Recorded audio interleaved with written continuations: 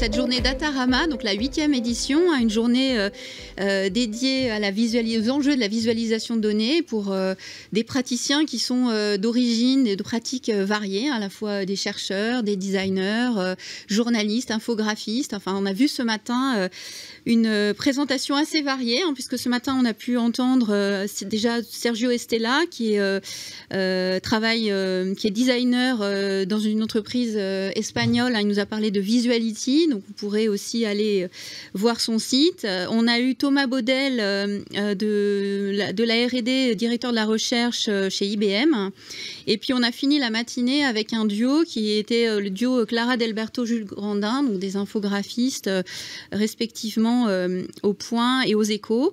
Pour vous dire en fait que cette matinée, hein, si vous l'avez loupée, vous pouvez évidemment la voir en replay sur la chaîne YouTube de l'école de design. Et on attaque maintenant cet après-midi. Alors quelques mots quand même pour ceux qui n'étaient pas là ce matin sur cette journée, hein, qui est une journée collective, organisée collectivement par à la fois l'Université de Nantes, le laboratoire LS2N de l'Université de Nantes, l'école de design, Audencia Sciencescom et West Media Lab. Donc on est vraiment sur cette idée de croiser les expertises et les pratiques autour de la visualisation de données. Et une journée aussi qu'on ne pourrait pas organiser sans le soutien de la Caisse des dépôts, qu'on remercie chaleureusement. Et cette année, on a été rejoint par 2 partenaires aussi sur la conférence de la matinée. Nantes Métropole, les services des géographes de la ville de Nantes Métropole et l'agence de Laurent, qui nous ont rejoints aussi, que nous remercions. Alors, plus concrètement, le programme de cet après-midi, qu'est-ce qu'on va effectivement pouvoir découvrir ensemble? Donc, on va être plutôt sur un après-midi avec une teinte plus institutionnelle, puisqu'on va démarrer avec une première présentation de Jérémy Boy, qui est spécialiste en visualisation de données à l'ONU, en fait. Donc, il va intervenir de New York. Il a déjà préparé sa présentation, donc on va pouvoir l'écouter. Et il va nous expliquer, en fait, le projet qui est piloté au sein de l'ONU, qui s'appelle le projet Global Pulse. Ensuite, on aura la chance d'accueillir en plateau Estelle Harry, qui est designer doctorante. Récemment, elle était aussi à la CNIL. Donc, elle parlera de tout ce qui est algorithme et transparence. Et enfin, on finira notre session avec Quentin Leroy, qui est chef de projet informatique au ministère de l'Intérieur, et lui qui parlera de la thématique de la visualisation de données sous l'angle aussi de l'open data notamment. On va tout de suite, alors juste pour vous dire aussi, avant de présenter notre première invitée, vous dire que évidemment à tout moment vous pourrez interagir, hein. On est sur des formats de talk assez longs qui vous laissent le temps justement de réagir, de poser des questions, de réfléchir. Donc à tout moment, que vous soyez dans le plateau télé, en live ou sur la chaîne YouTube, vous pouvez à travers ces QR codes poser vos questions qu'on fera remonter à nos invités. Donc on commence cet après-midi avec un sujet qui s'annonce passionnant. Alors un invité qui est en distanciel, mais qu'on aura tout à l'heure pour la séance de questions, qui s'appelle Jérémy Boy, et qui est invité par mon collègue professeur à l'université dans le laboratoire LS2N, Yannick Prié. Et je vais lui laisser la parole pour présenter Jérémy Boy. Pourquoi l'avoir invité cette année? Alors, bon, donc, Nous, on est le laboratoire de numérique de Nantes, et donc l'idée générale de notre participation évidemment à Datarama, c'est d'inviter des chercheurs. Et Jérémy, il a cette qualité d'être à la fois, d'être chercheur et praticien à l'ONU. Il a fait une thèse, il a eu un postdoc, il a continué à faire de la recherche. Et puis, puisque le sujet était datavis d'intérêt général, voilà, c'était évident que c'était lui qu'il fallait inviter, puisqu'il travaille non plus à Global Pulse, mais au PNUD, donc au Programme des Nations Unies pour le développement maintenant, et que voilà, il était là pour nous exposer un peu ce qu'il faisait là-bas. Du coup, il ne peut pas être là aujourd'hui. Finalement, il devait venir, puis finalement, il ne peut plus être là aujourd'hui, parce qu'il y a eu la session des Nations Unies, de l'Assemblée générale des Nations Unies cette semaine. Vous en avez sans doute entendu parler. Et donc, il est à distance depuis New York, et il a enregistré une présentation qu'on va passer, puis après, il sera là en live pour répondre aux questions. Donc, il va nous présenter et nous exposer ses réflexions sur la capacité qu'on a à utiliser des données et de la datavis pour prendre des décisions d'intérêt général, en l'occurrence pour ces derniers projets du développement. Très bien. Merci Yannick, c'est parti. Bonjour à toutes et à tous, je m'appelle Jérémy Boy, je suis lead data scientist au programme des Nations Unies pour le développement. Et donc j'ai été invité aujourd'hui, merci pour l'invitation, à vous parler de data vis d'intérêt général. Alors je vais vous parler surtout de mon contexte, celui de l'ONU, et je vais vous montrer de la visualisation, mais je vais surtout parler de données et de l'enjeu des données à l'ONU actuellement. Pour situer un peu le contexte, est paru très récemment, ce mois-ci, une note d'orientation qui propose une trajectoire vers un ONU 2.0 qui serait basée autour de 5 axes de compétences, les données, le numérique, l'innovation, la prospective et les sciences comportementales. Donc, vous l'aurez remarqué, les données sont en première position. Et il s'agirait de transformer des précieuses données brutes en informations qui conduisent à des décisions plus éclairées et impactantes. Donc derrière ça, il y a vraiment cette idée, ou ce qu'on entend assez souvent, c'est en anglais là, mais cette idée de data-driven policy making, evidence-based decision making, vous pouvez un peu intervertir les termes, mais c'est cette idée qu'on a beaucoup de données aujourd'hui et qu'il faudrait beaucoup mieux s'en saisir pour informer les prises de décision, les politiques publiques, ainsi de suite. Donc ça, c'est une vision très empiriste qui part de l'idée qu'il y a des faits dans le monde, des données, des choses qu'on peut enregistrer, mesurer, qu'on pourrait transformer en information grâce notamment à la visualisation, qui nous permettrait de donc mieux comprendre le monde et donc de prendre de meilleures décisions pour mieux agir sur le monde. Et donc ça crée cette boucle vertueuse de on a des données, ça nous produit de l'information, ce qui nous permet de mieux agir. Mais j'aimerais revenir sur l'idée de données, de cette question de fait sur le monde, et déjà questionner ça, et citer Paolo Ciuccarelli, donc, qui était ici l'année dernière au Datarama numéro 7, et qui, en citant les digital humanistes, nous disait que les données sont quelque chose qu'on construit, quelque chose qu'on produit, c'est une interprétation en soi. Et être capable de visualiser des données, ce n'est pas nécessairement, ça ne veut pas dire nécessairement qu'on aura un impact. Et ça a résonné chez moi en écoutant son intervention l'année dernière, parce qu'en effet, on travaille surtout avec des représentations du monde. Les faits du monde sont toujours des représentations du monde. Et donc, pour illustrer ça, un petit exemple que je reprends assez souvent, donc retour en 2020, situation Covid, on était tous confinés. Et au deuxième trimestre 2020, donc, je ne sais plus si on sortait de confinement, si on était encore dans le confinement, mais peu importe, l'INSEE sort donc la courbe du taux de chômage trimestriel. Donc là, on le voit sur plusieurs années, on voit qu'il y a ça descend assez nettement sur plusieurs années, donc c'est pas juste un phénomène de 2020, mais ce qui est intéressant, c'est que donc en 2020, en plein confinement, on a une chute de presque 1 point de taux de chômage, ce qui peut paraître un peu contre-intuitif, parce que tout le monde était contraint à rester à domicile. Et, a priori, les gens qui cherchaient de l'emploi à l'époque ont sûrement eu du mal à en trouver. Donc, si on regarde ce qui pourrait paraître comme intuitivement le négatif, on va dire, du taux de chômage, c'est-à-dire le taux d'emploi, on voit aussi que pendant ces 2 premiers trimestres de 2020, il y a une chute très importante, très nette, surtout chez les jeunes de 15 à 24 ans, mais qui est vrai à peu près dans toutes les tranches d'âge. Et donc, comment ça se fait qu'il y ait, comment on peut s'expliquer qu'il y ait une baisse du taux de chômage trimestriel pendant les confinements? C'est très simple, c'est parce que cet indicateur est basé sur une définition qui est donnée par le Bureau international du travail, qui dit que peut être considérée comme chômeur toute personne de 15 ans ou plus qui répond simultanément à ces 3 conditions. 1, être sans emploi durant une semaine donnée. Bon, ça, c'était le cas pour les chômeurs pendant les confinements. 2, être disponible pour prendre un emploi dans les 2 semaines. Ça, c'était impossible à valider, à vérifier, parce qu'on ne savait pas pour combien de temps on allait être confiné. On ne savait pas quand est-ce qu'on allait sortir des confinements. Et 3, avoir cherché activement un emploi au cours des 4 dernières semaines, ou en avoir trouvé un qui commence dans moins de 3 mois.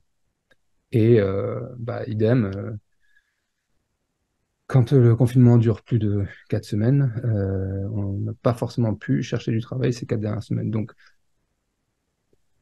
pour faire simple, encore une fois, ce qui explique cette baisse du taux de chômage, c'est simplement une question de définition. Et donc, quand on revient à cette idée de data-driven policy making, evidence-based decision making, ainsi de suite, il faut se poser la question de quelles données, quelles preuves, comment est-ce qu'on construit ces preuves. Et donc, j'en viens un peu au sujet principal de la présentation aujourd'hui. Moi, ce qui m'intéresse de plus en plus, de par une évolution, on va dire, dans mon parcours que je vais vous présenter juste après, mais c'est différentes façons de raisonner avec des données, différentes façons qu'on peut avoir de construire des preuves. Donc, je suis pas épistémologue, mais je vais m'essayer un tout petit peu. Il y a 3 façons principales, on va dire, de raisonner avec des données. Il y a une approche déductive, une approche abductive et une approche inductive. La déduction, enfin l'approche déductive, en général, on part d'une théorie existante, ce qui nous permet de formuler des hypothèses, de mener des expérimentations, en général contrôlées pour collecter des données, ce qui nous amène à des conclusions très spécifiques sur le monde. On accepte ou on rejette l'hypothèse posée. Donc ça, c'est typiquement ce qu'on fait avec des essais randomisés, contrôlés. L'approche inductive, on part d'observations souvent nombreuses mais incomplètes. On génère plein d'explications possibles et on tend vers l'hypothèse ou l'explication la plus probable, qui nous paraît la plus probable, en fonction de différents éléments contextuels, d'informations secondaires, ainsi de suite. Et ça, c'est typiquement ce qu'on fait avec l'analyse de big data. Et après, une approche inductive, où on part d'observations très spécifiques. On essaie de les multiplier, évidemment. On identifie à travers ça des tendances et des catégories. Et à partir de ça, on essaie de généraliser, de formuler de la théorie. Et ça, c'est un peu simpliste, mais c'est souvent ce qui se passe dans les sciences sociales, sciences humaines et sociales. Et donc, je vous disais, ces 3 approches, je les ai vraiment vécues. Enfin, on va dire, j'ai, à travers ma thèse, un premier poste à l'ONU et là où je suis aujourd'hui, vraiment été confronté à ces 3 approches et quelque part aux limites, mais surtout aux critiques qu'on peut faire à ces 3 approches. Et du coup, qui pose vraiment la question de comment ça peut être intégré dans de l'evidence-based policy making. Donc, je vais commencer, et je vais illustrer en fait ces trois approches ou ces 3 façons de raisonner avec 3 exemples sur lesquels j'ai travaillé. Et je vais commencer avec cette approche déductive qui était vraiment celle que j'ai embrassée, on va dire, durant ma thèse et mon postdoc. Et je vais vous parler d'un exemple d'une étude que j'ai menée pendant mon postdoc. Alors, j'étais à NYU, à l'école d'ingénierie Tandon, et on travaillait en partenariat avec l'école de droit de NYU. Et on regardait si la visualisation et différents types de visualisation pourraient être utilisés pour sensibiliser le grand public à des questions de droits de l'homme. Et on travaillait, c'était en 2015-16, on travaillait sur le contexte syrien. Et donc là, je vous ai mis quelques stats sur lesquelles on s'était basé pour le travail à l'époque. La population syrienne, donc en 2010, avant la guerre, et en 2016, après 6 ans de guerre, la guerre n'était toujours pas finie évidemment, on passe de 22 millions de population à peu près 19 millions. Alors, c'est beaucoup de réfugiés, beaucoup de gens qui se sont déplacés. On passe d'un taux de pauvreté de 12% à peu près à 82%, ce qui est énorme. Taux de déplacement interne de 10% à 59%. On passe d'une fréquentation scolaire pour les enfants quasi universelle à une fréquentation scolaire de 44% seulement. Et un taux d'accès à l'eau potable de 90% de la population avant la guerre et au bout de 6 ans de guerre, plus que 30%. Donc c'est vraiment, il y a vraiment un impact énorme évidemment sur les populations. Et donc, on voulait, enfin, ce qui nous intéressait, c'était de savoir s'il y avait des façons de représenter ces statistiques assez haut niveau, assez agrégées sur l'ensemble de la population. S'il y avait des moyens de les présenter qui généreraient plus d'empathie, de réaction empathique chez des audiences et qui pourraient encourager plus de comportements pro-social, c'est-à-dire des appels aux dons. Et donc, enfin, à cette époque-là, il y avait deux visualisations. Enfin, il y en avait d'autres, mais ces deux-là étaient vraiment au cœur de toute l'attention. Qui faisaient ça très bien, qui visualisaient des nombres assez conséquents, enfin des statistiques assez conséquentes, en personnifiant chacun de ces nombres. Donc, on avait d'un côté périscopique avec le nombre de morts par arme à feu aux États-Unis. Et donc là, ici, chaque ligne représente un individu. La ligne orange, c'est la durée de sa vie effective. Et on voit la courbe et le point qui tombe au moment où la personne est décédée par arme à feu. Et en gris, la projection de sa durée de vie. C'est-à-dire, c'est le temps de vie perdu pour tous ces individus. Et c'était effectivement, c'est une visualisation qui est très efficace, qui montre bien la dimension humaine et la perte humaine en fait du problème des armes à feu aux États-Unis. Et notamment avec des labels, on personnifiait vraiment spécifiquement chacun de ces points en donnant un âge de décès, un nom et tout. Donc ça, vraiment, ça connecte, ça permettait de reconnecter la statistique avec les individus derrière. L'autre visualisation qui faisait grand bruit cette année-là, c'était The Fallen World War II, qui montrait l'hécatombe de la Seconde Guerre mondiale et qui, pareil, déconstruisait ces très, très, très grands nombres en petits individus, enfin, en petites silhouettes pour reconnecter avec la dimension humaine de, de, de, de ces statistiques. Et ces deux visualisations, alors, ont été très acclamées. Il y a eu beaucoup de choses ont été écrites dessus, et notamment sur le fait qu'elles généraient beaucoup d'empathie pour les sujets traités. Et donc, nous, on s'est intéressé à ça et on voulait savoir, du coup, en effet, si ce type de représentation, si aller vers des représentations plus humanisées, on va dire, de statistiques, permettait en effet de générer plus d'empathie. Donc, ce qu'on a fait, c'est qu'on a créé un design space de ce qu'on a appelé par la suite des anthropographiques. Donc, on a travaillé vraiment sur les marques visuelles. Donc, on peut aller de marques très abstraites, des cercles, vers des choses plus réalistes, donc des silhouettes d'êtres humains, qui peuvent être neutres, c'est-à-dire juste une silhouette statique ou plus expressive qui donne peut-être un indice du sujet, en l'occurrence là sur les icônes, quelqu'un qui se déplace, un migrant a priori. On peut les aligner sous forme de grille comme ça, un peu figé, ou on peut les grouper de manière plus organique. On peut les montrer en unité, ou on peut faire une vue un peu plus agrégée avec un personnage qui se remplit. Voilà. Et puis, comme on a vu avec Periscopic, le Gun Deaths, on peut avoir des labels plus ou moins spécifiques, ou plus ou moins uniques, qui permettent de personnifier encore plus les marques. Et donc, ce qu'on a fait, c'est qu'on a mené une série d'expérimentations en sondant un peu ce design space. On a fait 7 expérimentations où on comparait les anthropographiques, l'utilisation d'anthropographiques, avec l'utilisation de graphiques beaucoup plus simples, beaucoup plus standards, des camemberts en l'occurrence, des pie charts.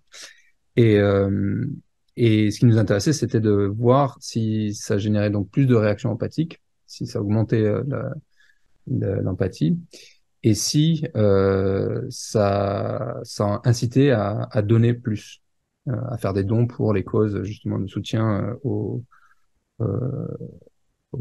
victimes de la guerre en Syrie. Et donc, ce qui était intéressant, c'est que sur cette expérimentation, et on en a même fait une avec du texte, où on comparait du texte au camembert, sur les 7 expérimentations, on n'a aucune différence statistique du niveau d'empathie entre les types de représentations. Qu'on utilise des anthropographiques ou qu'on utilise des pie charts, c'est la même chose. Et pareil sur les attitudes prosociales, sur la probabilité de faire un don, on n'a vraiment aucune différence statistique, aucune preuve d'une différence euh, en fonction du type de graphique qu'on utilise. Et donc se pose la question de est-ce que ça vaut la peine de passer du temps à concevoir des anthropographiques plutôt que d'utiliser des graphiques standards? Et bien évidemment, la réponse n'est pas si simple, parce que c'est le problème de ces approches très déductives et des expérimentations très contrôlées comme ça. Les résultats sont évidemment statistiquement vrais, mais manquent cruellement de réalité contextuelle, de validité écologique. En l'occurrence, on a mené cette expérimentation avec plusieurs centaines de personnes, mais toutes ces personnes étaient payées pour participer dans l'expérimentation. Elles étaient toutes briefées sur le fait que c'était une expérimentation. Sur les scénarios, les simulations de dons, d'appel aux dons, c'était précisément une simulation. Ils n'ont pas donné d'argent, ils n'ont pas eu à agir réellement. Donc toutes ces choses-là sont évacuées pour des raisons expérimentales, évidemment. Mais ça fait que c'est très dur de réellement déterminer quel impact ça pourrait avoir sur le monde d'utiliser des anthropographiques ou pas. À noter encore tout de même que on dit qu'il n'y a pas de différence entre les pie charts et les anthropographiques, mais dans tous les cas, l'empathie, la réaction empathique était très forte et la probabilité de faire un don était très haute. Donc, ça aussi, il faut prendre en compte. Donc voilà, encore une fois, la déduction, le problème, c'est que on va vers des choses statistiquement vraies, mais on n'a pas on manque de contexte plus large. Ça m'amène du coup ensuite à mon premier poste aux Nations Unies dans une unité qui s'appelle UN Global Pulse, qui est l'unité de recherche sur le big data et l'IA dans le cabinet du secrétaire général.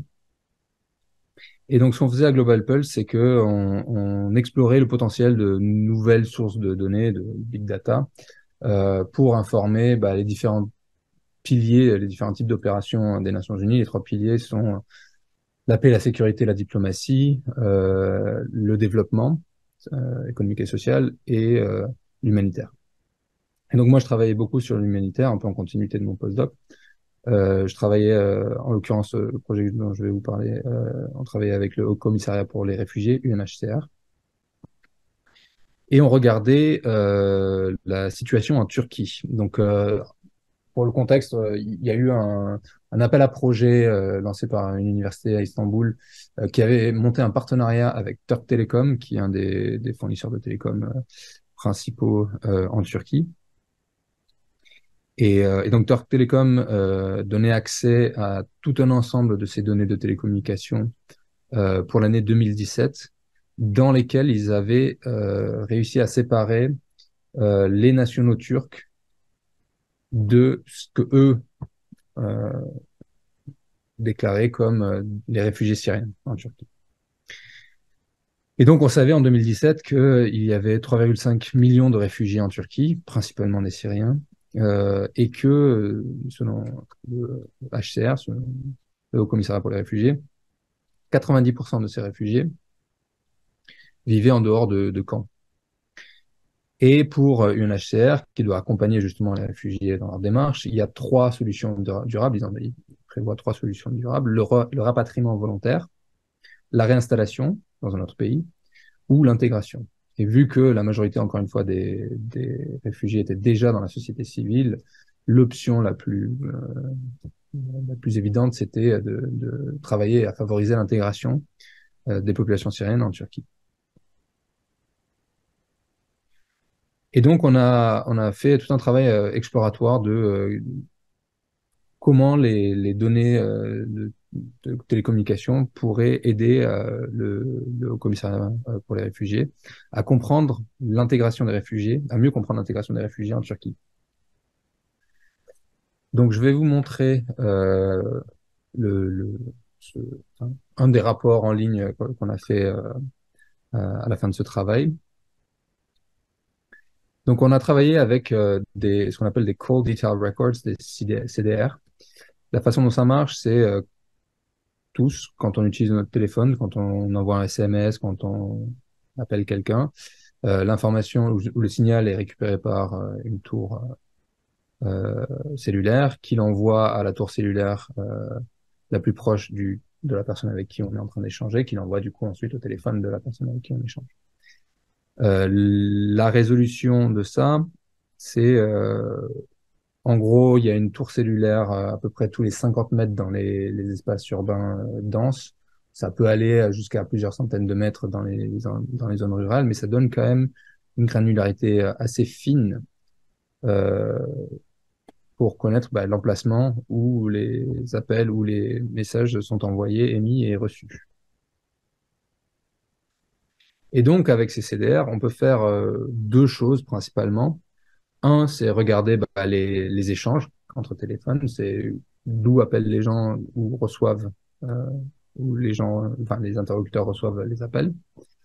Et donc là, on voit une vue agrégée sur toute l'année, qui est agrégée aussi même géographiquement, parce que pour des questions assez évidentes de privacy. Et donc, si je montre juste les appels entre réfugiés sur toute l'année 2017, on voit plusieurs choses. La première, c'est que il y a beaucoup d'appels à l'intérieur de chaque cellule. Là, donc les gros cercles jaunes, c'est quand il y a beaucoup d'appels à l'intérieur, donc dans le petit espace géographique. Mais on voit aussi qu'il y a beaucoup d'appels entre certains points spécifiques du pays. Alors, en haut, bien sûr, à Istanbul, il y a beaucoup d'appels. Mais on voit aussi beaucoup d'appels avec les régions autour de Gaziantep, dans le sud-est, qui est en fait à la frontière avec la Syrie. Et on sait que dans ce coin-là, il y a beaucoup de camps de réfugiés aussi. Enfin, c'est par là, a priori, que les réfugiés arrivaient. On voit aussi qu'il y a quelques échanges avec ce point ici dans le nord du pays. Et donc la question là, c'est est-ce que d'avoir des échanges d'avoir des relations, des points de contact entre réfugiés, entre Syriens à différents endroits du pays, est un indicateur de déplacement possible plus tard dans l'année ou plus tard l'année suivante. Donc ça, c'est l'hypothèse qu'on peut formuler. Une autre chose qu'on a regardé, c'est l'agrégation à l'échelle de la tour cellulaire et regarder le taux de trafic sur chaque tour, s'il est plutôt dominé par de l'utilisation de réfugiés ou de Turcs. Donc là, chaque point bleu est une tour cellulaire où la majorité des appels placés ou des SMS envoyés sont émis par des citoyens turcs, et en jaune, ceux émis par des réfugiés syriens. Donc on peut regarder spécifiquement là où il y a beaucoup d'activités de réfugiés. Et on peut le regarder donc mois par mois. Et ce qui est intéressant, c'est qu'on voit que ça augmente pendant l'année. Surtout vers la fin de l'année, vers septembre-octobre, il y a beaucoup plus de points jaunes qu'au début de l'année. Donc ça peut vouloir dire deux choses. Ça peut vouloir dire une augmentation du nombre de réfugiés, ces points-là. Ça peut aussi vouloir juste dire donc une augmentation. En effet, il s'agit juste d'une augmentation du nombre d'appels ou du nombre de SMS envoyés. Et une des hypothèses la plus probable pour justement expliquer cette augmentation à la fin de l'année, c'est qu'il y a un revenu économique pendant l'été. Et ça coïncide d'ailleurs avec un programme d'aide financière délivré par le HCR à la fin de l'été, et que les réfugiés ont acheté du crédit téléphonique et ont pu du coup ensuite interagir davantage via téléphone.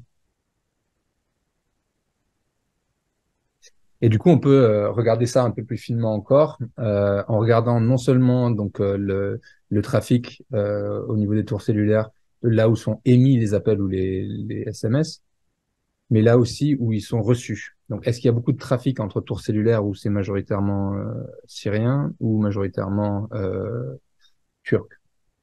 Donc ici, dans cette petite matrice, en haut à gauche, on voit les interactions entre tours cellulaires recevant et émettant et recevant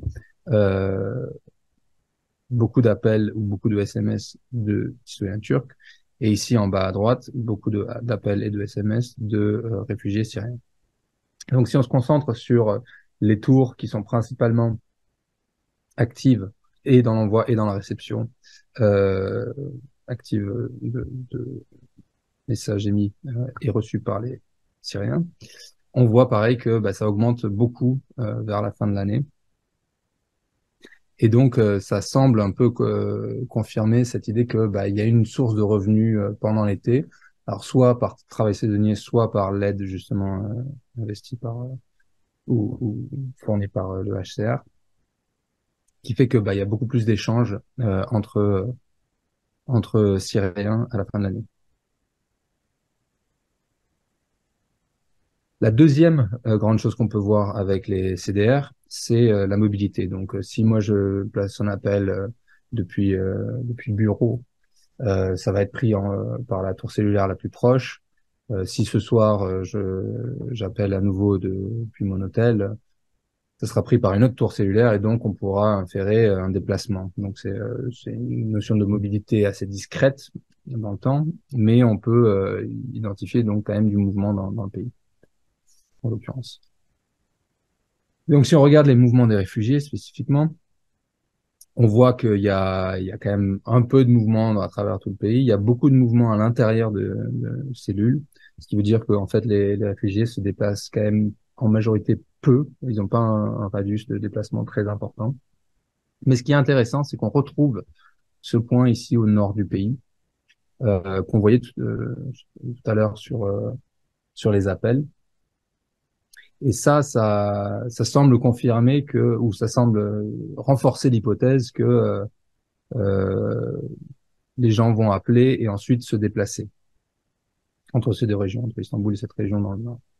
Alors, est-ce que c'est pour du travail saisonnier? Est-ce que c'est pour des vacances? On ne sait pas. Mais il y a une corrélation très forte. Il y a une corrélation entre les appels et les déplacements entre ces deux points. Et donc, à partir de ça, de ces données de mobilité, on peut aussi inférer les points d'ancrage. S'il y a des appels récurrents à certaines heures de la journée sur un temps long, on peut inférer que, a priori, c'est là que les gens habitent ou sont localisés de manière plus pérenne.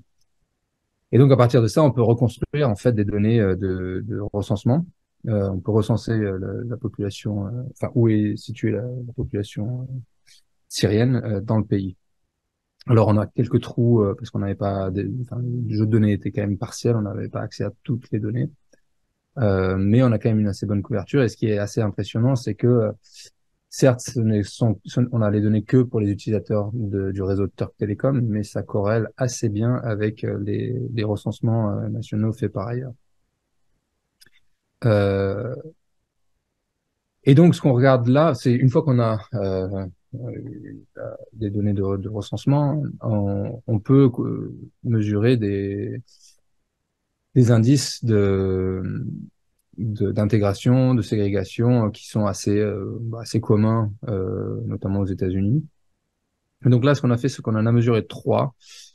Pour mesurer la ségrégation, on a regardé ce qu'on appelle l'indice de dissimilarité, qui en gros nous dit pour un district donné ou pour une ville donnée, on va dire, quel pourcentage de la population il faudrait redistribuer à l'échelle des quartiers, par exemple, pour que la distribution soit homogène. C'est-à-dire, si on a 40% de réfugiés à l'échelle de la ville, combien de population il faudrait déplacer à l'intérieur de chaque quartier pour qu'il y ait 40% de réfugiés dans chaque quartier, qui est une distribution homogène entre la ville et les quartiers.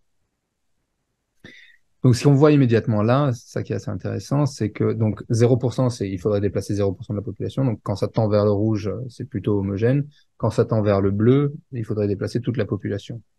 Donc, c'est plutôt très ségrégué. Ce qui est intéressant, c'est qu'on voit la distribution en bas à droite, là, c'est assez skewed vers la gauche. Ce qui veut dire que généralement, il y a un assez bon indice de dissimilarité. Il y a peu de ségrégation. Il y a certains endroits où c'est quand même très fort, comme ici dans le sud du pays. Et là, bon, c'est un peu un sanity check. On sait qu'il y a beaucoup de camps de réfugiés à ces endroits-là. Donc effectivement, là-bas, il y a un fort taux de ségrégation. Mais ailleurs, c'est beaucoup moins net. Ce qui du coup est plutôt intéressant, rassurant pour le HCR. On a ensuite regardé une mesure qui est très corrélée à la ségrégation ou à l'indice de dissimilarité, c'est l'isolation. Et l'isolation, c'est essentiellement la probabilité que quelqu'un d'un groupe rencontre une personne d'un autre groupe, en fonction de là où elle habite. Donc là, 0% de probabilité, c'est que bah il y a aucune chance que le réfugié, en l'occurrence syrien, soit confronté à des physiquement, enfin en tout cas dans sa localité, avec des nationaux turcs. 100%, c'est intégration totale, enfin ou en tout cas exposition totale, c'est un indice d'exposition à la communauté turque. Et donc là, c'est intéressant, c'est pareil, on voit que bah, ça tend vers la droite là. Il y a plutôt une exposition assez forte, sauf toujours pareil dans ces endroits où on sait qu'il y a des camps de réfugiés. Et encore une fois, ça corrèle avec la mesure précédente. Enfin, la dernière chose qu'on a regardé, c'est la mesure d'homophilie. Je crois que ça se traduit comme ça, je suis pas sûr. L'homophilie, c'est l'idée que tous, on a une tendance à s'associer avec des gens avec qui on partage des traits communs, des centres d'intérêt, des caractéristiques personnelles, ainsi de suite. Et donc l'homophilie, ça a été testé dans tout un ensemble de domaines différents, avec des populations très différentes, tout ça. L'idée d'homophilie tient généralement assez bien. C'est-à-dire, encore une fois, on a vraiment tendance à plus s'associer avec des gens avec qui on partage des affinités, a priori. Et donc là, on a mesuré l'homophilie donc dans les appels entre Syriens et Turcs. En gros, est-ce que les Syriens ont tendance à plus interagir avec d'autres Syriens, ce qui serait une forte homophilie, ou est-ce qu'ils ont plus tendance à interagir avec des Turcs, ce qui est une forte hétérophilie? Et là, ce qu'on voit, c'est que bah, ça tend très clairement vers la gauche, vers le bleu, ce qui est forte hétérophilie, ou vers le rouge, qui est un peu ce qui est attendu, c'est-à-dire une interaction un peu de moyenne entre les deux populations. Et donc, ça veut dire qu'il y a quand même une forte, justement, hétérophilie. Les Syriens ne restent pas qu'entre eux. Il y a beaucoup d'interactions par téléphone avec des nationaux turcs. Alors ça, évidemment, c'est à prendre un peu avec des pincettes parce que ça veut pas nécessairement dire une intégration réussie. Ça veut surtout dire une dépendance très forte, évidemment, des populations syriennes pour un accès à l'emploi, pour accès au logement, pour tout type de services en fait, parce que évidemment, ils sont pas dans leur pays et donc ils ont nécessairement besoin d'interagir avec des nationaux du pays d'accueil. Donc si je reviens à mon deck ici. Sur cette idée d'abduction, enfin, j'espère que on l'aura vu avec cet exemple, mais on peut formuler plein d'hypothèses, beaucoup d'hypothèses qui paraissent assez vraisemblables, mais ça reste toujours des hypothèses.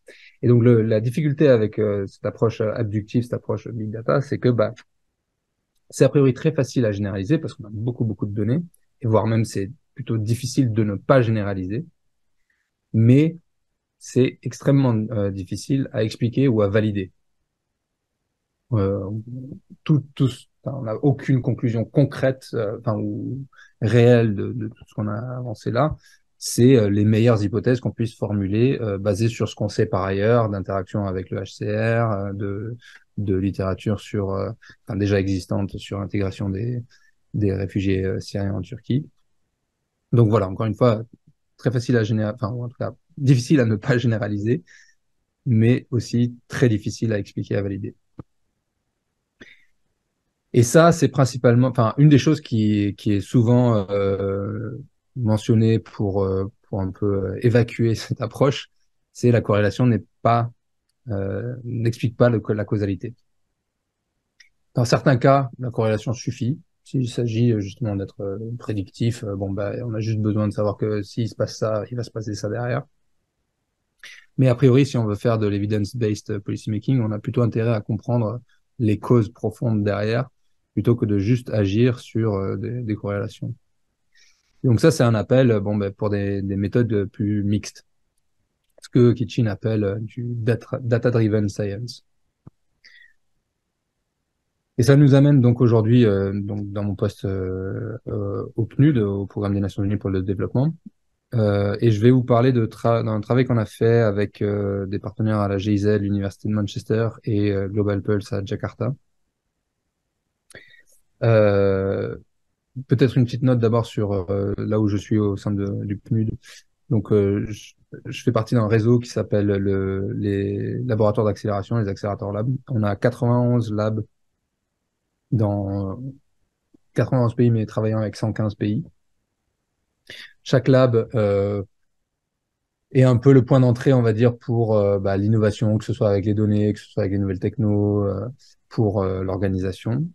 Et encore une fois, ancré localement dans chacun des pays, c'est pas juste un lab d'innovation quelque part dans le nord global qui donnerait, qui impulserait, on va dire, une dynamique pour le reste du monde.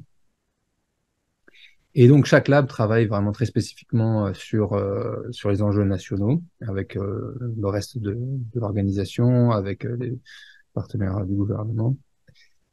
Mais pour certains projets, on pilote des choses, on va dire, depuis la perspective globale. Et donc là, en l'occurrence, on avait fait un projet qu'on a appelé Data Powered Positive Deviance, où on a travaillé avec 4 des laboratoires, enfin des labs, au Mexique, en Équateur, au Niger et en Somalie. Depuis, ça s'est étendu. On a des exemples en Inde, on a continué, ça a été repris en Inde, en Macédoine du Nord et ailleurs.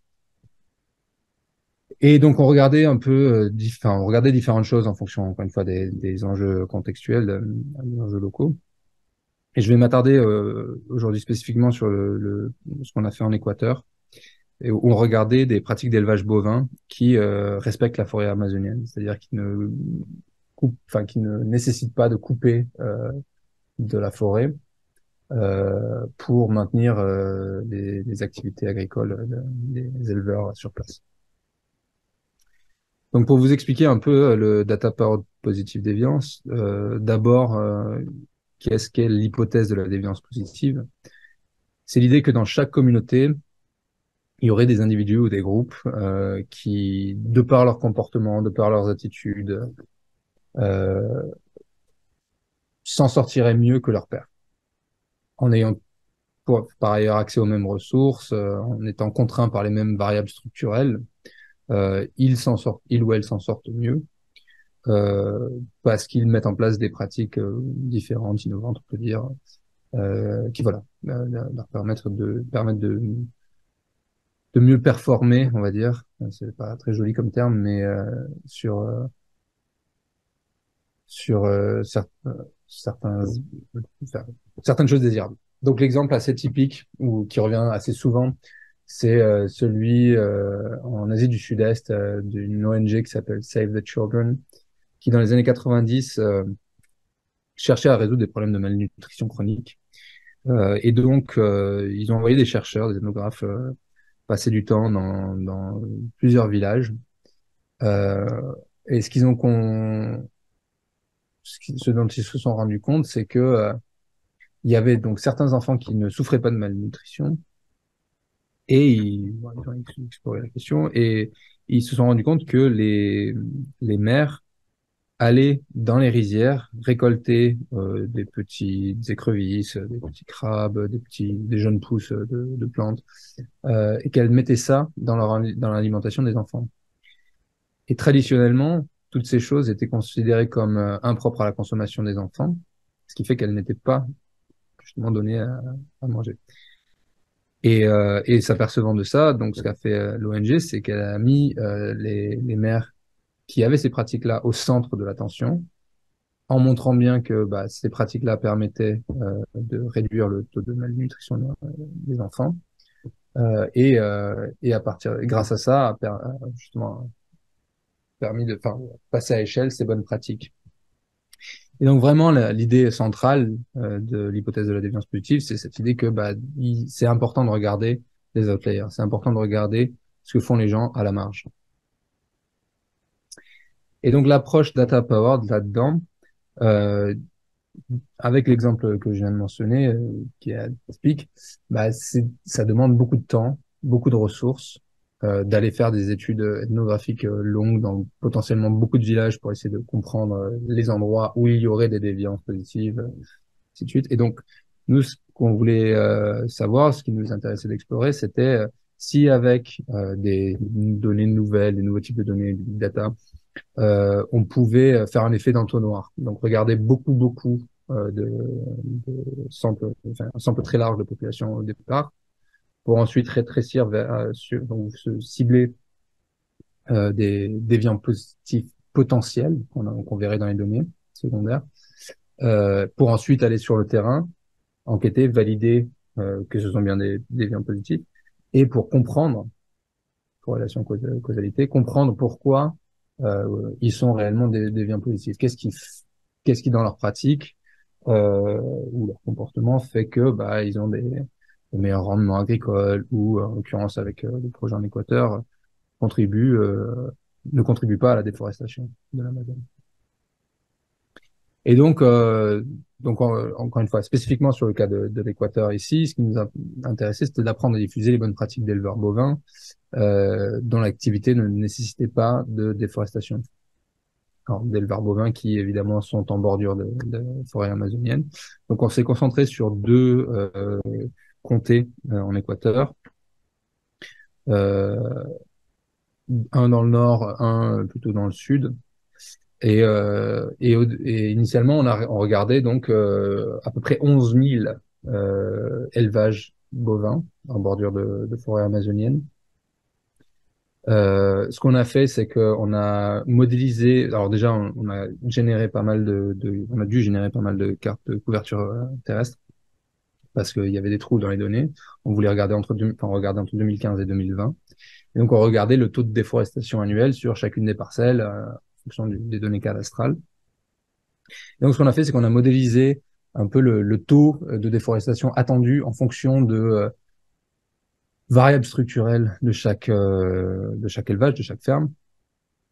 Donc la taille de la ferme, le nombre d'animaux, enfin le nombre de bovins dans la ferme.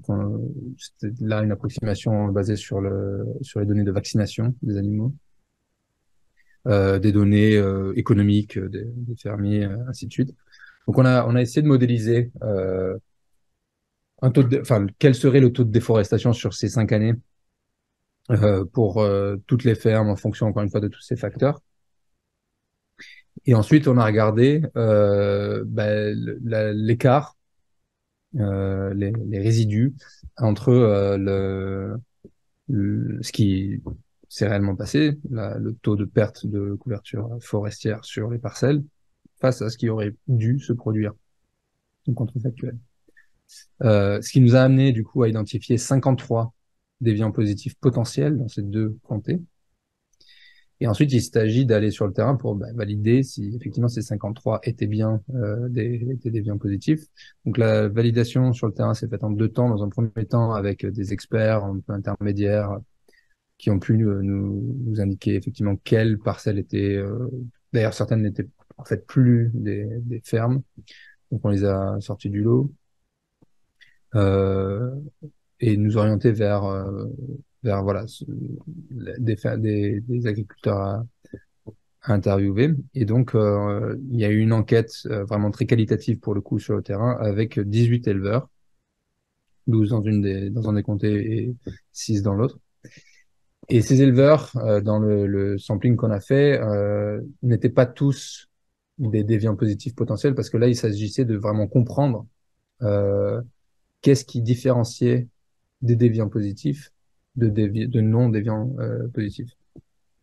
quelles étaient vraiment les pratiques spécifiques, concrètes mises en œuvre pour maintenir une activité d'élevage, mais sans nécessairement avoir à couper des arbres. Et là, ce qui était vraiment hyper intéressant, c'est que sur le terrain, en fait, il n'y avait pas vraiment de signes de déviance positive. C'est-à-dire ceux qui étaient identifiés comme concrètement dans les données factuellement déviants positifs, c'est-à-dire qu'ils ne coupaient, ils coupaient peu d'arbres sur la parcelle sur des années consécutives. En fait, c'était pour des raisons assez secondaires. Ça pouvait être pour des raisons démographiques, d'âge. Juste, il n'y avait pas la force physique de couper des arbres. Ça pouvait être parce que les parcelles étaient sur des pentes très très fortes, donc de toute façon inexploitables pour l'élevage bovin. Donc, il y avait une série d'explications comme ça, mais qui faisaient que, en fait, ce qu'on voyait comme étant déviant positif depuis, on va dire, l'espace, depuis l'imagerie distante, depuis les données distantes, en fait, n'avait pas vraiment de pratique particulièrement déviante positive. Alors que, bien sûr, certains, il y avait quelques choses qui sont sorties, mais alors que d'autres que nous voyions depuis les données distantes comme étant des déviants négatifs, mettaient en place en fait des stratégies pour essayer de préserver les arbres, notamment pour des questions d'ombre pour les bêtes, pour des questions de rétention d'eau dans les parcelles, ainsi de suite. Et donc en fait c'est très difficile de généraliser évidemment à partir de ces entretiens, mais on a identifié certaines pratiques qui paraissent potentiellement intéressantes à partager, mais qui, encore une fois, ne proviennent pas des déviants positifs ou ne provenaient pas des déviants positifs qu'on avait identifiés dans les données modélisées, distantes et modélisées. Et donc ça, c'est tout le problème justement de l'approche inductive, cette approche de terrain, c'est qu'on avait beaucoup de validité écologique parce que les enquêteurs sont allés vraiment interviewer dans leur ferme les agriculteurs, les éleveurs. Mais c'est évidemment beaucoup plus dur à généraliser. La critique, c'était que il y avait que 18 personnes interviewées. On peut pas dire que du coup tous les déviants positifs identifiés depuis l'espace n'étaient pas déviants positifs comme dans le sample qu'on a vu. Et donc ça pose vraiment, pour en revenir à la question centrale de cette présentation, data-driven policy making, evidence-based decision making. Qui a raison dans ce cas-là? Qui est-ce qu'on devrait suivre? Est-ce qu'on devrait juste dire, par exemple, si on doit prendre des décisions publiques d'aide financière aux agriculteurs, aux éleveurs, est-ce qu'on va se baser sur les données distantes, les géodonnées, et la modélisation qui a été faite avec des données secondaires, ou est-ce qu'on va se baser sur ce qu'on essaie de généraliser de compréhension du terrain? Il n'y a pas de bonne réponse. Il n'y a pas de bonne réponse, sauf que il y a quand même un gros push dans cette idée, justement, je reviens au tout début, mais sur l'ONU 2.0 et cette idée d'être beaucoup plus data-driven, il y a un push énorme pour aller vers justement ces données beaucoup plus temps réel, beaucoup plus nombreuses, ainsi de suite, les données massives, big data. Parce que notamment, donc, ce qui guide les Nations Unies en ce moment, en tout cas surtout le développement des Nations Unies, ce sont les objectifs de développement durable, 17 objectifs avec 231 indicateurs. Aujourd'hui, on a, pour plus de la moitié, si je ne me trompe pas, des indicateurs, aucun moyen de mesurer le progrès. C'est-à-dire de mesurer, certains pays ont plus ou moins d'avance sur ça, mais on n'a pas de moyen de mesurer, de comparer à l'échelle de tous les pays membres, de tous les États membres des Nations Unies, la trajectoire vers ces objectifs. Et donc, il y a une espèce de promesse du big data. C'est pour ça qu'on va vers un ONU 2.0, cette promesse du big data pour combler les gaps dans les données et pour combler du coup le manque d'informations et pour encore une fois du coup mieux agir, mieux intervenir pour in fine et on espère atteindre ces objectifs. Mais bon, on l'aura vu j'espère dans les exemples, notamment celui en Turquie, ces nouvelles sources de données posent d'énormes questions éthiques.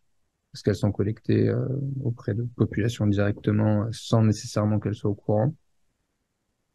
Alors, je vais pas m'attarder trop sur la question éthique. Il y a pas mal d'auteurs qui traitent le sujet, entre autres Cathy O'Neill, Tinit Gebru, Amy van Winsberg.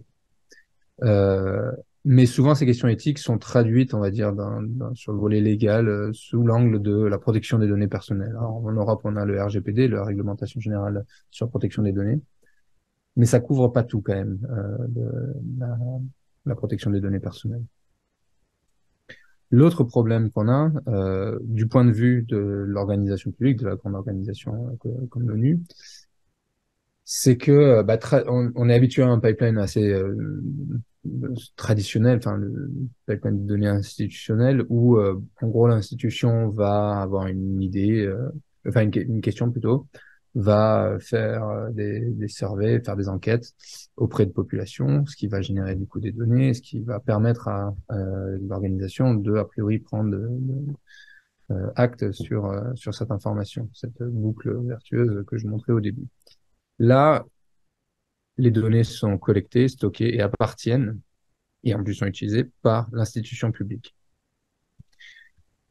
Dans le pipeline du big data, c'est une toute autre histoire. C'est en général des compagnies, des entreprises privées qui produisent des services pour les populations, enfin pour les consommateurs. Ces consommateurs, en utilisant les services, génèrent des données, pour beaucoup à leur insu. Ces données sont analysées par les entreprises, ce qui permet d'améliorer les services en général, ce qui est pas plus mal, qui du coup sont réutilisés par les populations et ainsi de suite, ça boucle. Et donc là, le paysage est quand même très très très différent de ce paysage institutionnel traditionnel. On a des données produites par des gens, enfin par la population, par des consommateurs, quand même particuliers, mais par des consommateurs partout, tout le temps. Elles sont collectées, stockées et possédées par des entreprises privées. C'est souvent d'ailleurs pas une seule entreprise, mais plusieurs, notamment pour les questions de stockage sur le cloud. Et ces données sont de plus en plus convoitées par les institutions publiques. Alors, il y a des choses qui se mettent en place, notamment un mouvement qui s'appelle la data philanthropie, où c'est une tentative d'encourager les entreprises à partager leurs données gratuitement avec les institutions publiques, avec les organisations comme l'ONU. Mais encore une fois, c'est très compliqué, c'est beaucoup plus compliqué à naviguer parce que c'est un enjeu financier pour les entreprises de préserver leurs données. Et ça peut être aussi une question d'image de partager, pour une entreprise de partager ses données avec certains types de gouvernements, avec certains types d'organisations. Enfin, pour revenir sur la question ou sur la perspective institutionnelle, ça crée des nouvelles formes de dépendance. Donc si beaucoup de ce qu'on appelle les sciences sociales computationnelles, c'est-à-dire l'utilisation des big data pour comprendre des phénomènes sociaux, c'était jusqu'à présent basé sur des données Twitter, parce que l'API de Twitter était particulièrement accessible, particulièrement bien faite, tout ça. Si du jour au lendemain, ces API sont fermées, si les boîtes durcissent l'accès, augmentent les prix, ainsi de suite, pour quelles que soient les raisons, ça veut dire qu'on n'a plus accès à l'information. Donc si on construit toute une stratégie pour comprendre le monde, pour mieux agir, blablabla, sur des données qui appartiennent in fine des boîtes privées, on devient dépendant de ces entreprises. Et enfin, pour finir, et peut-être reboucler un tout petit peu sur la visualisation et sur Paolo Ciuccarelli, qui effectivement, l'année dernière aussi, parlait de l'idée de dashboard. Donc Paolo disait que le problème ou le syndrome du dashboard, c'est que c'est l'illusion du contrôle. C'est que sur une machine mécanique, évidemment, on a beaucoup plus de contrôle que sur des phénomènes sociaux ou naturels. Moi, j'aime beaucoup cet exemple aussi parce que la façon dont moi je le tourne, c'est que c'est très bien de multiplier les données. C'est très important, certes, d'être evidence-based, d'être data-driven. Faut-il encore évidemment savoir comment on construit l'évidence, enfin la vérité. Mais il faut pas juste regarder le dashboard. Si on conduit en regardant que les aiguilles, on va vite quitter la route. Sur ce, je suis ravi de prendre vos questions et merci de votre attention. Merci Jérémy. Magie de la télé. Donc on quitte Jérémy, enfin on vient d'écouter Jérémy dans sa présentation et on le retrouve en direct de New York. Est-ce que vous m'entendez, Jérémy Boy? Je vous entends bien. Et on vous voit en plus, c'est formidable. On va prendre les premières questions. Peut-être Yannick, pour commencer, tu avais des questions? Oui, alors j'ai une grande question parce que merci pour ta présentation. Donc, tu as donné plein d'exemples. On voit bien que la grande question qui t'anime, c'est celle de la preuve, quoi. Il s'agit de prendre des décisions basées, des décisions justes, des décisions vraies, basées sur des preuves, evidence-based, etc. Et tout ton parcours, alors je voudrais te poser la question là-dessus, c'est que la preuve, c'est difficile de l'administrer, vraiment. Et je sens peut-être quelque chose comme un peu un désenchantement dans ce que tu racontes. Je ne sais pas si ça va jusque-là, et je me dis, voilà, c'est très compliqué. Alors, ma question, elle est-ce qu'il y a un peu de désenchantement? C'est-à-dire, est-ce que c'est tellement compliqué que tu ne vois pas le bout, ou vous allez y arriver? Et la deuxième question, c'est comment on arrive à prendre des décisions maintenant, à l'ONU, si c'est aussi compliqué que ça? Est-ce que c'est à chaque fois une espèce d'enquête avec un consensus? Est-ce que c'est un peu au doigt mouillé parfois? Comment ça se passe, en fait? Merci pour la question. Alors, vaste question, effectivement. Je ne sais pas si c'est une désillusion, c'est plutôt justement un constat en fait de toutes ces tensions en fait qui peuvent exister entre différentes communautés au sein même des Nations Unies, mais même au sein de différentes disciplines académiques, tout ça, dans cette idée de construction de preuves. Et ce qu'il faut, c'est effectivement de notre côté, c'est savoir naviguer ça. Donc typiquement, il y a, je l'ai mentionné dans la présentation, un assez gros push pour aller vers plus de big data, plus de temps réel, plus de tout ça. Mais bien souvent, justement, on évacue le fait que on va que vers beaucoup de corrélations. Toutes les communautés de statistiques, il y a un département de statistiques à l'ONU, se battent contre ça, justement. Enfin, se battent. C'est sujet à tension. Parce que c'est justement, on a beaucoup de mal à établir des liens de causalité, comme je disais dans la présentation. Donc, je ne sais pas si c'est vraiment, encore une fois, une désillusion. Au contraire, je trouve que c'est plutôt le trait d'une certaine maturité, je crois, dans ces différentes approches. Et maintenant, il s'agit de comprendre effectivement comment vraiment elles s'articulent proprement.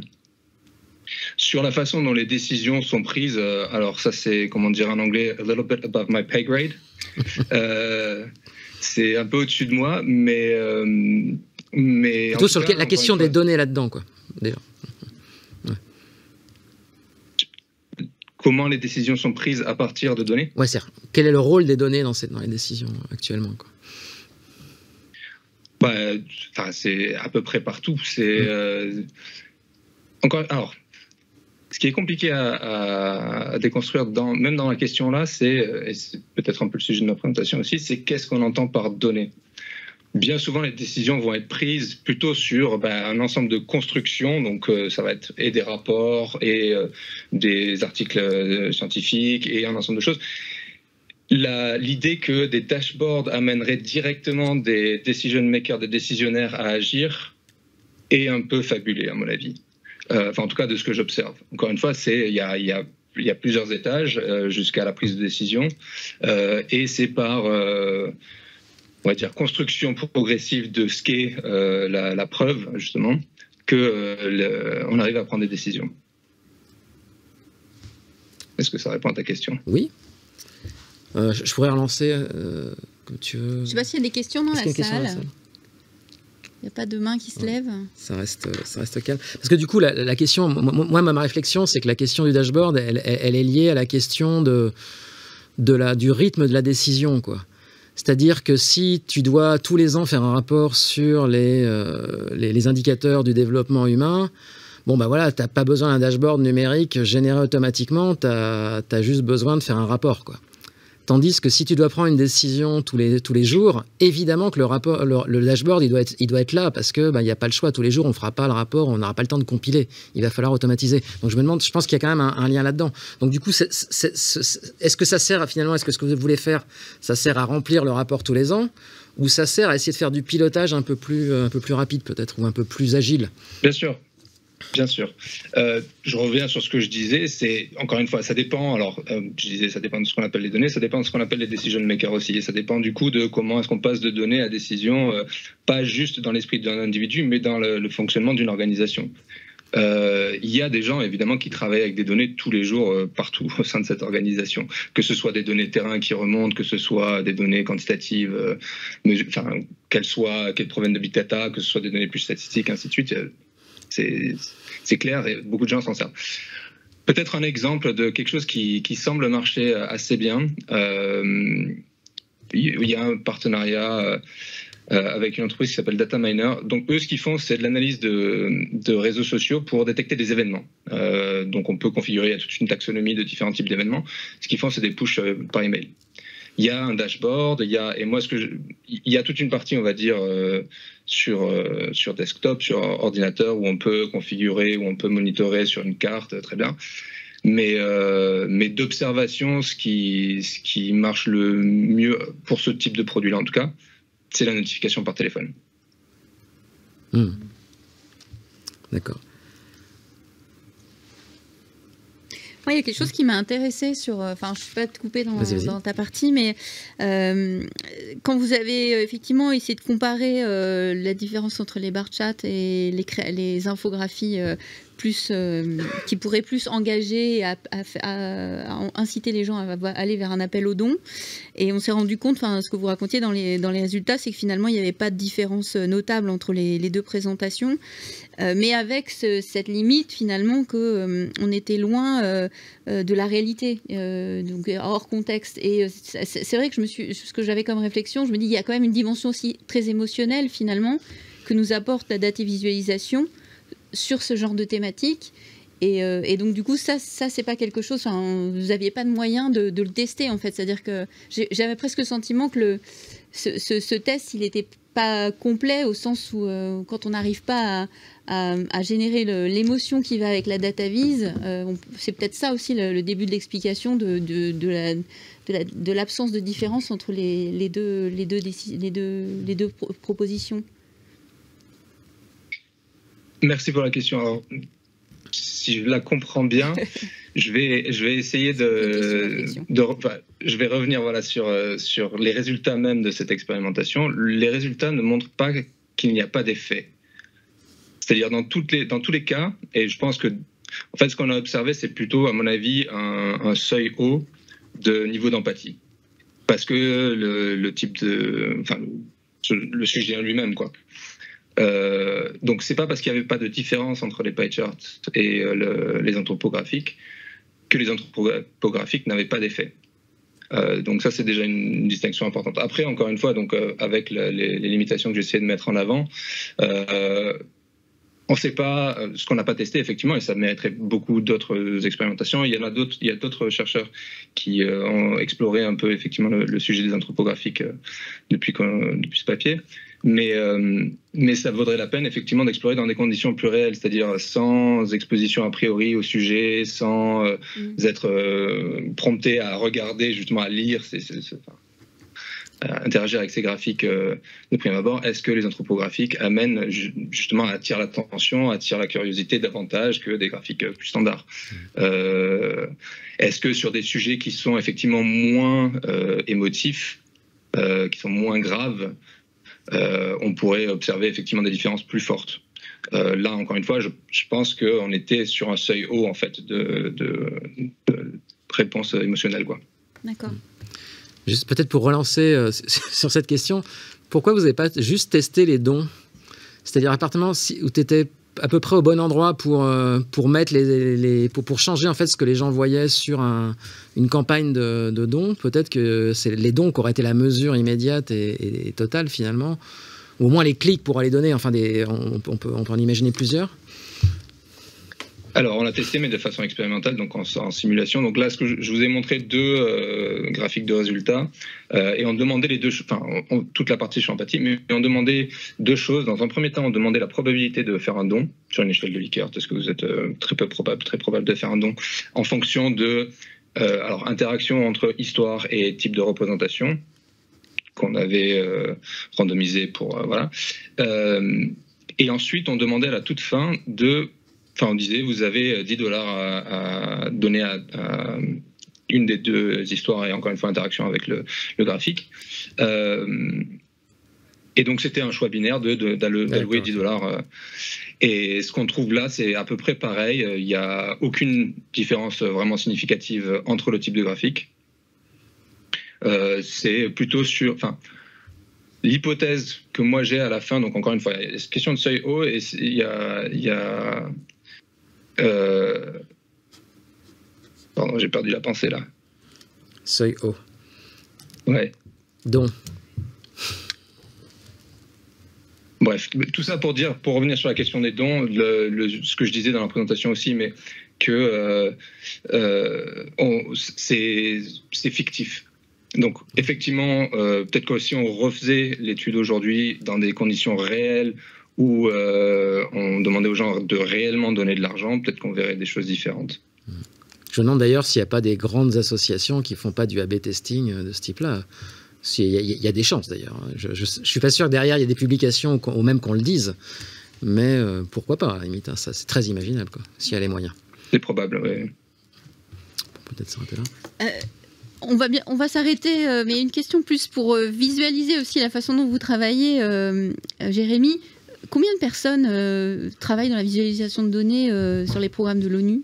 Comment ça marche? Combien vous êtes organisé comment? Et combien de personnes? À la louche, hein, mais... Je ne saurais pas vous dire. Très honnêtement, je ne saurais pas vous dire. Le PNUD, donc l'organisation pour laquelle je travaille, il y a 18 000 personnes.